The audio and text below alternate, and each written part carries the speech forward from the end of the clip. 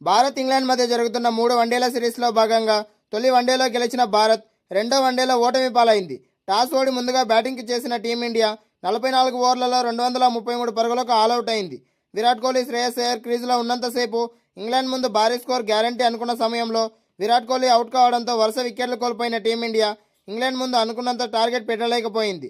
ఇక ఆ లక్ష్యాన్ని ఇంగ్లాండ్ కూడా చివరి వరకు పోరాడి గెలిచింది. ఒకానొక దశలో 125 పరుగులకు 5 వికెట్లు కోల్పోయిన ఇంగ్లాండ్ జో రూట్ ఆదుకొని ఒంటి చేత్తో ఇంగ్లాండ్ను గెలిపించాడు. దీంతో ఇరు జట్ల మధ్య సిరీస్ 1-1తో సమంగా నిలిచింది. ఇక ఈ నెల డిసైడర్ మ్యాచ్ 19వ తేదీ లార్డ్స్లో జరుగుతుంది. ఈ మ్యాచ్లో గెలిచిన వాళ్ళకే సిరీస్ దక్కుతుంది. ఈ దశలో కీలకమైన మార్పుతో 3వ వన్డేలో టీమిండియా బరిలోకి దిగుతోంది. ఓపెనర్గా రోహిత్ శర్మ 2వ వన్డేలో నిరాశపరిచినప్పటికీ 3వ వన్డే నుంచి అతన్ని తప్పించే అవకాశం లేదు. దీంతో శుభ్మన్ గిల్తో కలిసి రోహిత్ శర్మ ఓపెనర్గా బరిలోకి దిగడం ఖాయం. ఇక బ్యాటింగ్ ఆర్డర్లో ఇషాన్ కిషన్ బదులుగా తిరిగి కేఎల్ రాహుల్ తుది జట్టులోకి రానున్నాడు. అలాగే గాయం కారణంగా 2వ వన్డేలో బౌలింగ్ చేయని వాషింగ్టన్ సుందర్ 3వ వన్డే నుంచి అతన్ని తప్పించి అతని స్థానంలో మరో స్పిన్నర్ను తీసుకునే అవకాశం ఉంది. అదే జరిగితే కుల్దీప్ యాదవ్ జట్టులోకి వచ్చే అవకాశాలు చాలా ఉన్నాయి. ఇక గుర్నూర్ బ్రార్ కూడా వికెట్లు తీస్తున్నప్పటికీ భారీగా పరుగులు సమర్పించుకుంటున్నాడు.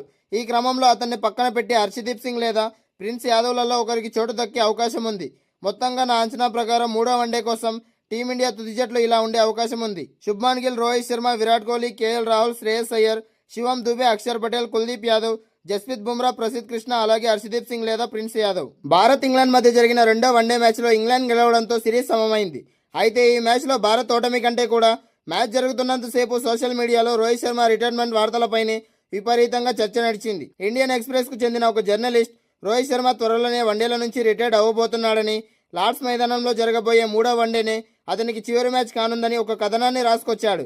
2027 ప్రపంచ కప్ ప్రణాళికల్లో రోహిత్ శర్మ లేడనే విషయాన్ని బీసీసీఐ పెద్దలు ఇప్పటికే రోహిత్ శర్మకి చెప్పారని, ఈ నిర్ణయంపై కూడా రోహిత్ శర్మ తీవ్ర అసంతృప్తిలో ఉన్నాడని ఆ వార్త సారాంశం. ఈ వార్త బయటికి రావడంతో సోషల్ మీడియా ఒక్కసారిగా ఊగిపోయింది. రోహిత్ అభిమానులు తీవ్ర ఆగ్రహం వ్యక్తం చేస్తూ అటు కోచ్ గంభీర్ను, ఇటు బీసీసీఐని లక్ష్యంగా చేసుకుని విమర్శల వర్షం కురిపించడం ప్రారంభించారు. ఇంగ్లాండ్ వన్డే సిరీస్లో రోహిత్ శర్మ ఏమాత్రం ప్రభావం చూపలేదు. రెండో వన్డేలో రోహిత్ శర్మ 47 బంతుల్లో 26 పరుగులు మాత్రమే చేసి అవుట్ అయిన వెంటనే అతడి రిటైర్మెంట్ గురించి పుకార్లు తీవ్ర రూపం దాల్చాయి. అయితే ఈ విషయం చిలికి గాలివానగా మారుతున్న తరుణంలో రెండో వన్డే ముగిసిన తర్వాత భారత బ్యాటింగ్ కోచ్ శితాంశు కోటక్ కీలక వ్యాఖ్యలు చేశాడు. రోహిత్ శర్మ ఫామ్ గురించి, జట్టులో అతని స్థానం గురించి శితాంశు కోటక్ మాట్లాడుతూ, రోహిత్ శర్మ లాంటి దిగ్గజ ఆటగాడు బయట వినిపించే ఇలాంటి పుకార్లను లేదా అనవసరమైన విషయాలను అస్సలు పట్టించుకోనవసరం లేదు. ఎందుకంటే ప్రస్తుతం అతను ఎదుర్కొంటున్న ఫామ్ సమస్య కేవలం తాత్కాలికం మాత్రమే. జట్టు మేనేజ్మెంట్ అతనిపై పూర్తి నమ్మకంతో ఉంది.